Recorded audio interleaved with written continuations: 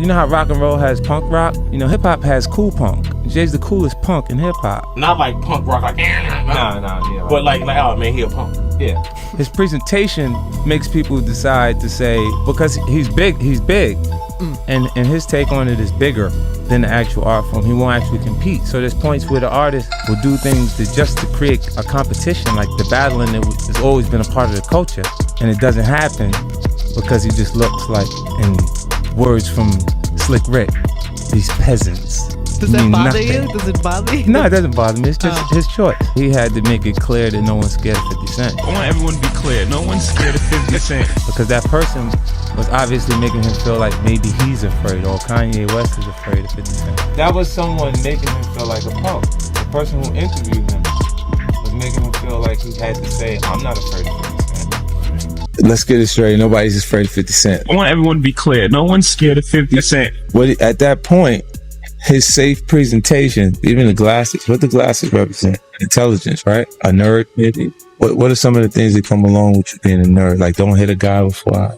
He's not identifying with the transition and difference and the perception of Jay-Z. Now he's really safe, and people feel comfortable with him because they know he's not going to do anything inappropriate or try not to. Meanwhile, when he's saying he's not afraid of 50 Cent, why would you have to make that clear when no one's ever asked me if I'm afraid of Jay? For years, the tension between 50 Cent and Jay-Z simmered beneath the surface, whispered in industry corners rather than splashed across headlines. But this documentary turns rumor into undeniable fact. Both rose as architects of hip-hop power, yet their paths diverged. One thrives on confrontation and chaos. The other commands with quiet, strategic precision. By dissecting their defining battles and choices, the story exposes a striking question about influence itself. Does culture bend to the bold voice that demands attention, or to the calculated mind that shapes from the shadows? And if true control is silent, how much of hip-hop's history have we misread as coincidence rather than design? Jay and Puffy is close, even though Jay's lawyer came out and said they're not. Because Jay-Z and Puff was given an assignment, and that was to destroy East Coast rap. And what I mean by that, and I know people gonna be like, yo, Gene is out of his mind and everything like that. Check this out, brother, is that New York rappers was getting 800 to 1.2 million, or some larger than that, and sign with labels back then. And they was getting a lot of money to make albums and records. When they had guys down south that these labels was paying $250,000, $300,000 on record deals, and these guys was bringing back platinum albums and everything like that. So what they had to do was they had to keep New York rappers down. That's one reason, other than the Irv Gotti that 50 was going through and the poison they was putting in about 50, he had to go elsewhere to California or with Jay and not with Dre and Eminem to get a deal. They did not want East Coast rappers to get big. They were suppressing all new artists that was coming out of New York. Jay and Diddy was doing that. That's why when I heard your story, because I knew this for a long time, but when I heard Dame Dash that Jay wouldn't sign off on nothing, Jay wouldn't do this and Jay would that, because he couldn't let a Cameron blow up. He couldn't let an East Coast rapper like Beanie Siegel blow up. Because him and Diddy was giving that deal, we gotta keep these East Coast rappers down. Because down south rappers, Cash Money, No Limit, Ludacris and them, they was taking little money and bringing back more money and making more money for them.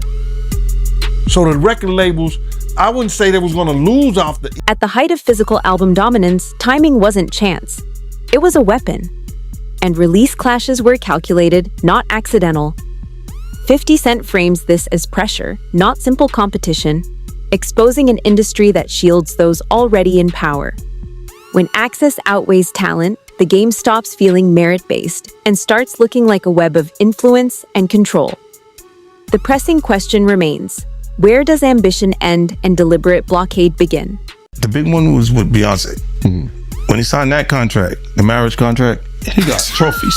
Now those fucking trophies, trophies came rolling in, buddy. He started getting Grammys left and right, man. I mean, look, if you look at his career, You're gonna let him say that? Jay was getting Grammys. he had one. Exactly. He had one. And he didn't show up. He had like 20 now. Oh, Lord. He had like 18 since he been down. Look, he had one, bro. Hard Knock Life. You're not wrong. At the same time, He got them shits. He started drinking. His pictures were fucking things to cup. wait a minute. So you're saying the success is derived from the marriage? I've absolutely been treated differently. The accolades. Because he's no longer viewed as what, like a street or gangster rapper. Now he's viewed as a businessman, entrepreneur, family man. And the biggest ones because of the position Beyonce's. Oh, wow. Right? You were connected to the biggest. Jay got it for the music. Jay got it for the music. You didn't see. He deserved those. I'm sitting there, it's like this, like Black excellence. They're sitting there like, yeah. It's a billionaire brunch. You're like, I hate you, man. Unaware of anything going on here. This is the one time I'm gonna be with you niggas this year. Yeah. Come on, bro. That's crazy. That's crazy. He just looking at his watch during the whole Rock Nation break. Like, is it 3:30? Yeah, it's almost time to get out. What the fuck is that? Yo, I feel like I'm normal again. Get me out of here. Oh wow! So that's the deal he signed, huh? Yeah, that's the deal. Like the other ones didn't count as much as that one did. While domestic charts told one story, global performance exposed another. 50 Cent reframes success beyond home market illusions, showing how promotion and budgets can shape perception. The reality is striking. Cultural dominance is often engineered as carefully as it is earned. And if visibility can be bought, the very idea of victory requires a hard second look. Beyonce to divorce Jay-Z as soon as possible because I'm ready to shoot a documentary about Jay-Z and I guarantee it will outgross Diddy's documentary.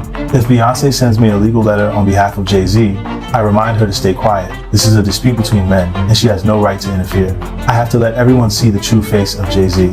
Jay-Z and Diddy have been longtime friends and their business dealings never stopped. He frequently attends Diddy's parties, so why do people think he's innocent? Jay-Z and Diddy got involved in the same case in 2024 where a victim claimed she was assaulted by both Jay-Z and Diddy.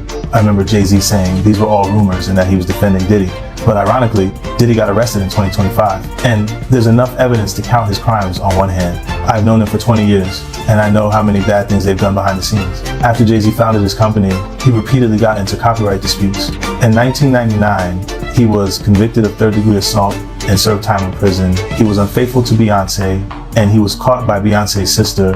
I think everyone has seen the footage of him getting beaten up in the elevator. I've already gathered the evidence and I'm going to give Jay-Z a surprise. Oh, yeah, before I forget this, we talked about Jay. Proximity to Diddy. You don't think he knew anything? He's seemingly around Diddy. I don't know. That was a real suburb question. Yeah, I know, right? Proximity. Proximity. Proximity. That's an SAT hit parade word. I learned that.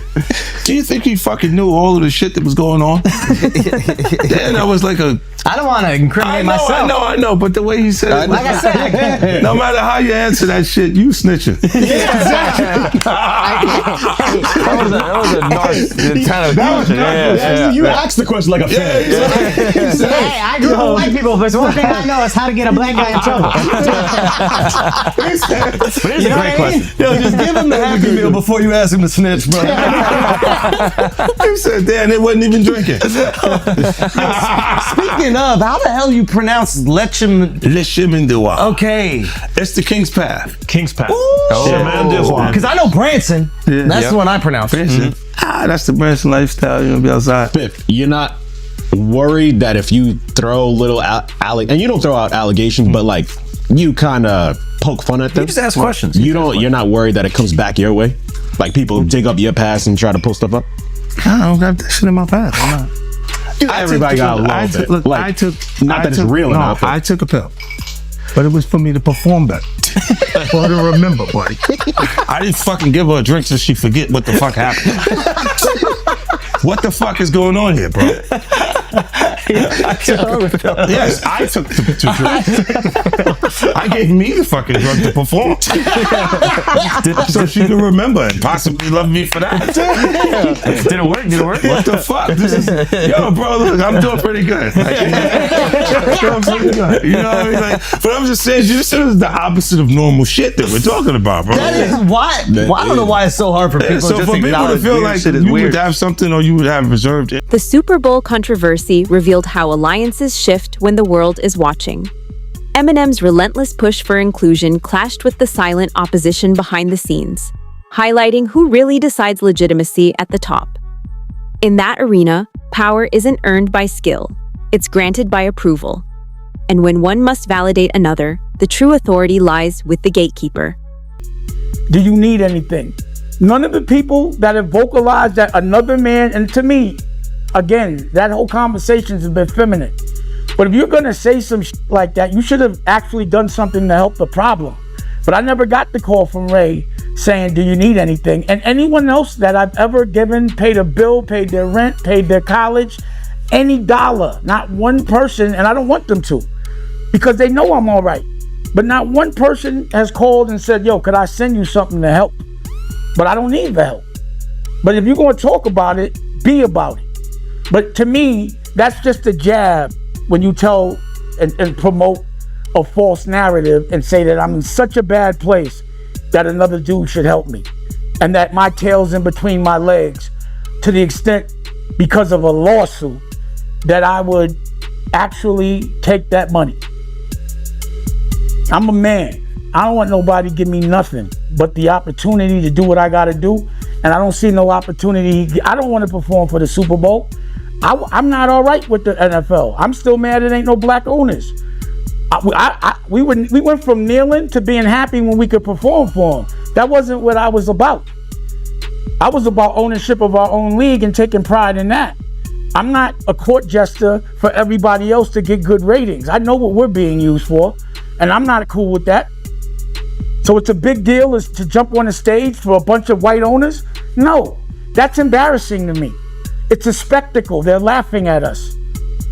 Like being tatted on the back by another culture is not how I judge my success. Only person that has the audacity to pat me on my back is my family. And they better, I'd be like, you better chill out. I don't want no pats on the back. I don't play that. I'm not in the patty pat club. On no level. I feel you. But speaking of the NFL, I know right now Nicki Minaj, she calling out Jay. And I know Colin Kaepernick's wife, she called out Jay saying that, Jay did her husband wrong. But I don't know. I don't know the backstory behind that, man. But I know it's going, viral right now on social media. But I do want to ask you, how do you feel about the NFL right now, in general? It's funny. She's cool with my wife, Rocky. Artists close to 50 Cent paint him as present, hands-on, and fully engaged, while Jay-Z is often seen as distant, insulated, and strategically removed. The contrast reveals two models of power. One thrives on visibility and direct connection, the other on exclusivity and controlled access. In a world where proximity drives opportunity, the divide poses a clear question. Is influence built by being everywhere or by being deliberately untouchable? This is people that are looking on the separation between their hardships or their the things that they got going on that would be issues, and what a celebrity's issues would be. Wait, what does that mean? They think all celebrities are doing the same thing. Yeah. Right, and when you see, if I wasn't saying anything, guess what? You could safely say that a person on the outskirts that is not involved in hip-hop culture could think that everybody in hip-hop culture is with that shit. So by you, you're good, bro. You're fucking good. Yeah, He's protecting hip-hop. Yeah. If you don't speak out and make them the weirdos, then they're gonna think everybody's Every like single that. person is like that involved in hip-hop culture. Makes you think, did Jay do it? Shut up. He's in trouble. We live in New York, bro. No. We live here. No, Just free saying. Jay-Z. I'm just saying. I'm just Shout out Mufasa. We all gonna go and support. Yo, we can all see. You are crazy. That was the craziest thing. I literally. What's bro, the lady at Rock Nation? I gotta send her that. You don't feel like that happened the same day, bro. The what's they came out the day before, the next day. I was eating Raisin Bran. Okay, I'm eating Raisin Bran. I got my daughter in my arm. I'm scrolling. Right? I see somebody screenshot your shit is Jay and the whole family at the Mufasa Fair, and then the comment is 50 Cent. Jay said, they said I a 13-year-old. Let's go watch Mufasa. Everybody get dressed. We're going to see Mufasa right now. I just think it was a good look, like angling yourself as a family man. Yes. But they had to go to the premiere, that bro. was planned already. They had to go to the premiere. And I realized that later, but I'm just saying to you, I haven't seen him in a long time. That's all I'm saying. When I hadn't seen him in a long time, and then I heard this shit, and then I looked and I saw Mufasa, I said, whoa. That's all that fucking happened, bro. You think this is at my phone? This is my phone. This is happening at real time. I'm going, yo. He said, yo. You just gotta say everyone gets these jokes, bro. That's what you gotta say. Yeah, no, rappers, listen, comedians are new rappers, bro. That's why the do thing. people come to my page, bro? That's true. I know what I'm saying. You know what they say? That is true. Well, you don't think you're gonna happen next? Yeah, that's what they say to me, buddy. Well, you're next, buddy. You're fucking, you're laughing at this. These contrasting reputations reveal two leadership philosophies in hip-hop. One built on closeness and direct engagement, the other fueled by distance and mystique. Both project power differently, but in a culture grounded in connection and authenticity, the lingering question is which approach earns lasting trust and loyalty.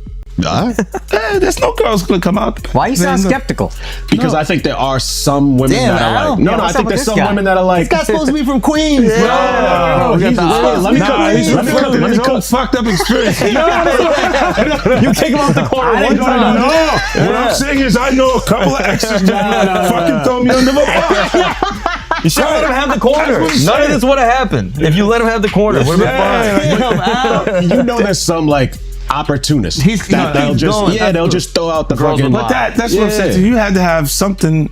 Look, if you already interacted with the person, right, and you hadn't had a bad experience, it would take more for them to say some of the shit that you see these people say. Right? Like, you go, what made you do? What made you? Even when we part ways, and because a lot of times when we interact with people, they're not just having fun for tonight. They think we're leading into this hardcore relationship that may not materialize. Right? So I see what you're saying, where they can look and go, well, look, you met the girl in 2003. You hung out with her. You had a good time after the show with 30 girls there. You just went and y'all hung out, right? And y'all just part ways. Right? So there's no negative things between it, but she can look up at the TV now, and you've been a success since then.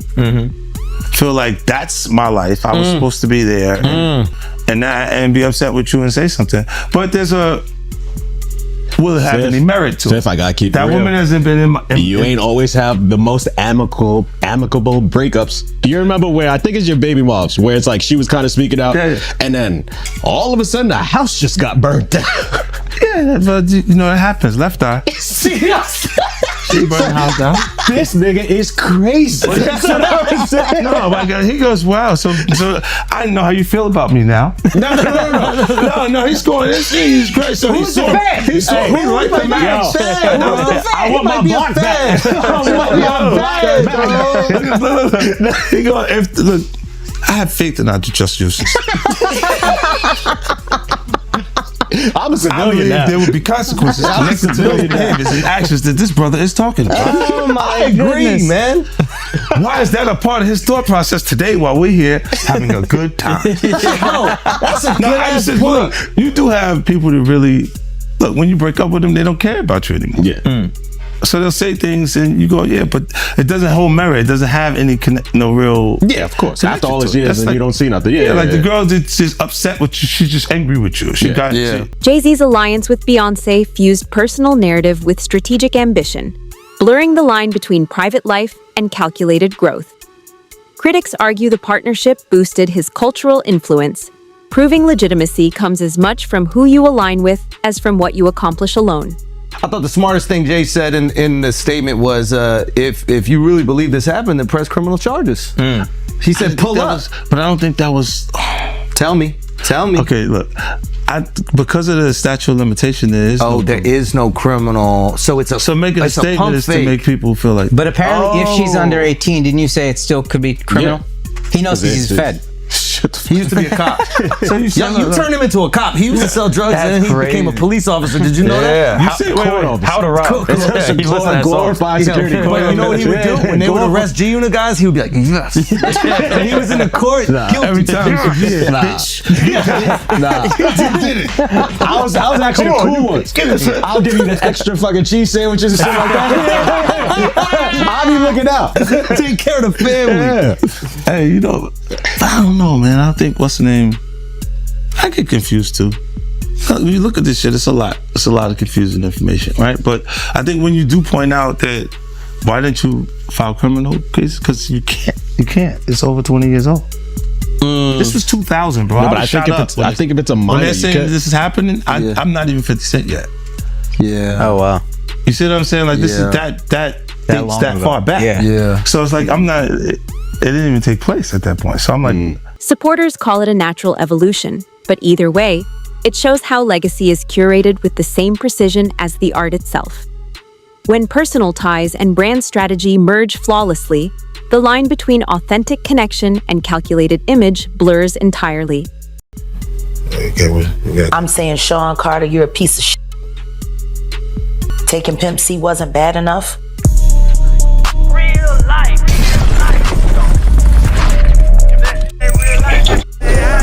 It ain't real life. Just ain't real thing. Real life street stars. Know what time it is. So why does it all come to a head now? Why now? Why? Because he's the acceptable monster at this time. Like R. Kelly was the last time I sat on this couch. So who's next? Y'all don't see the lineup?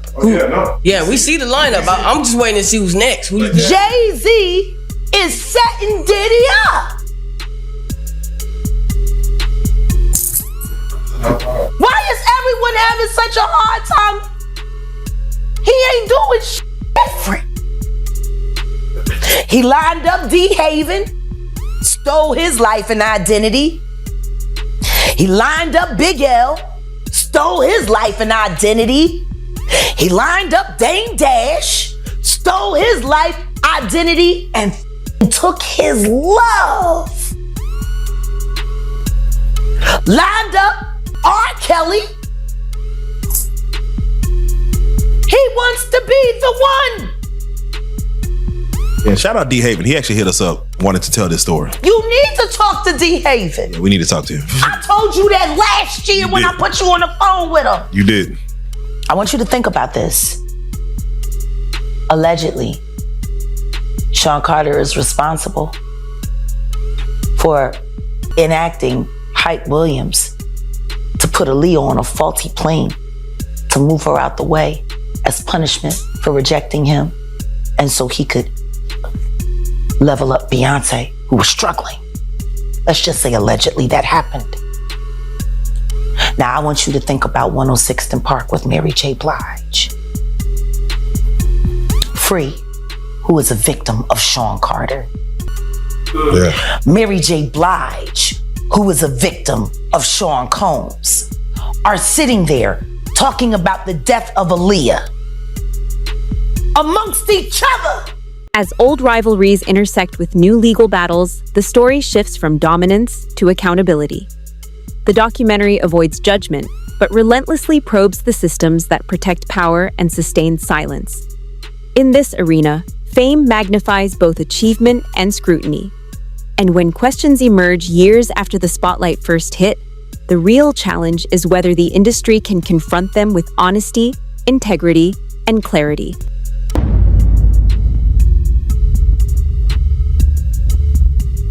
You knew Jay personally, right? Know him, been around him a couple of times, brother. Been around him a few times, but I didn't know him. You know him as I'm sitting down and I'm breaking bread, eating off, eating a meal around him and shit like that, laughing, talking and joking like that. I've been around Jay-Z, and one time I wanted to knock his head off, because he was being disrespectful, but he didn't know he was being disrespectful because he ain't that type of dude.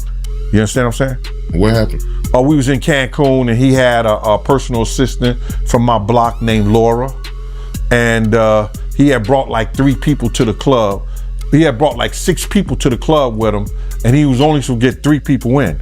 I was running the door at Daddy-O's from Industry Entertainment. They just told me Jay-Z only get 3 people in.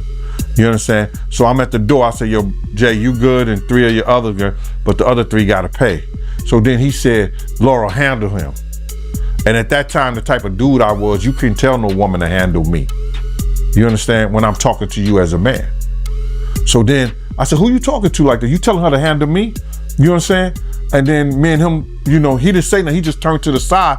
And if he'd have turned back around, he'd have got his head knocked off. But Laura told me, yo, Gene, please, Gene, you gonna make me lose my job.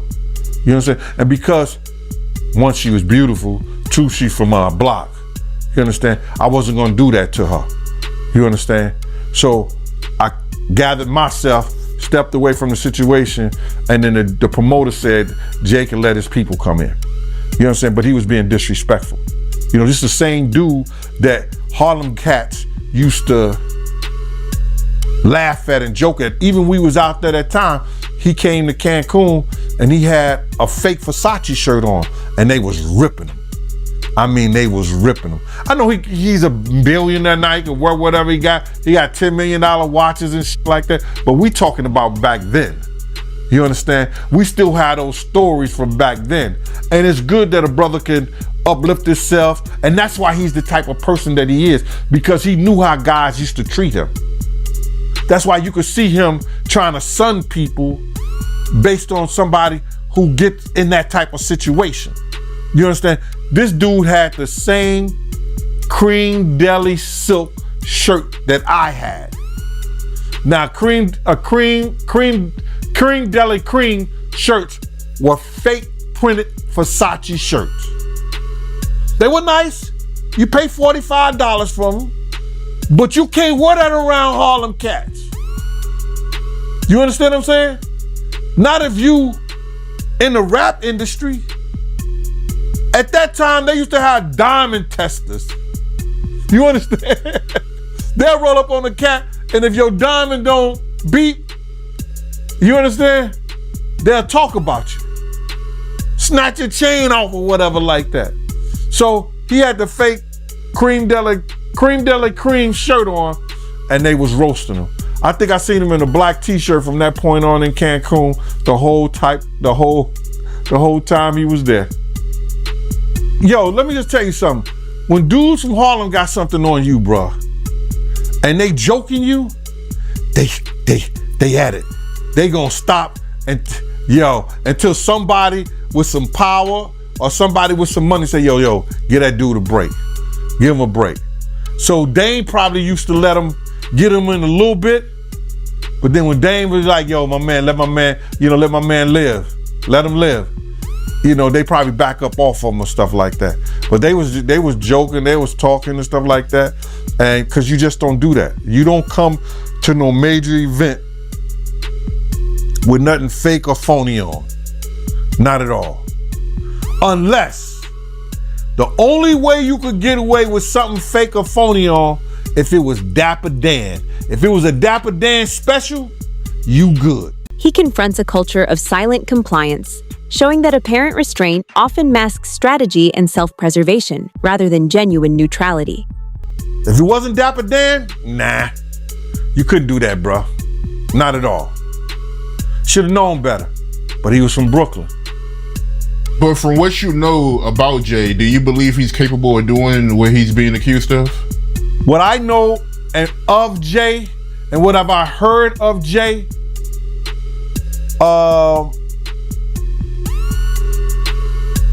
I want to say this to protect myself that there's stories of Jay talking to underage girls. It was a girl from my block that was 16, 17 years old that Jay was talking to. If she was 17. So there's plenty of stories out there that they might flood the market of Jay talking to underage girls. I heard this kid that is claiming to be his son. His mother was 15 when she conceived him and had him at 16. And Jay refused to do a blood test or anything like that. And all of a sudden, when this has gotten real big and Tony Bugsby had taken the kid case, the kid just got arrested for having a gun in his car, I think like that. Did you hear something about that? That the kid got arrested for having a gun in his car, and when they go and watch the tape, somebody was planting a gun in the kid's car. Now the kid who never been in trouble to that degree, and now he's facing a case for a gun case for having a loaded firearm in his car. So, answer your question. There's plenty of stories. Ain't Beyonce one of those stories? Isn't Foxy Brown one of those stories? Isn't that kid mother one of his stories? There's a lot of stories, bruh. So that's what I say about it. By speaking openly, he challenges an ecosystem that values silence over truth, leaving the question: in a world shaped by influence, why do so many hold their voice back?